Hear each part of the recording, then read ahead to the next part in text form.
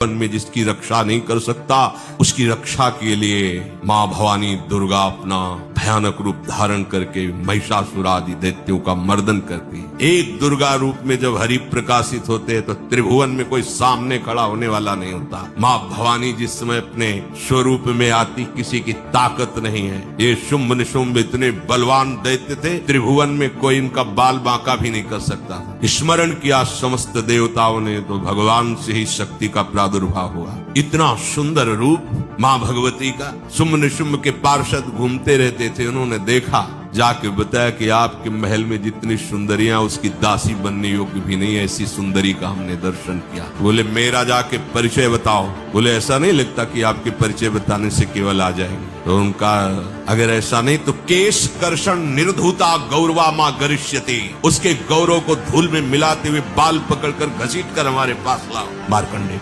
उनके पार्षद गए और बताया हमारे मालिक शुंभ निशुंभ है, उनका आदेश है कि आप महल में चलो और आदर सहित, अगर आप ऐसा ना करते हैं तो मैं आपका निरादर करते हुए बाल पकड़कर घसीटते हुए ले जाऊंगा। देवी जी ने मुस्कुरा दिया और कहा अपने मालिक से कह दो जाकर के कि हम उसी की आज्ञा पालन करती जो हम पर युद्ध में विजय प्राप्त करे। वो जाके बोले हाँ वो तो मतवाले, त्रिभुवन में कोई जोड़ ही नहीं था। आए और उद्दंडता पूर्वक वचन बोलने लगे। माता जी ने कहा बस तब तक बोल ले जब तक मैं मधु का पान कर रही हूँ, बस ये पान करते ही तेरी जीवन लीला समाप्त हो जाएगी। ऐसा ही हुआ। जो ही पान करके सिंह पर सवार होकर गर्जना की, सारा का सारा अहंकार धूल दूसरी काट के फेंक दिया।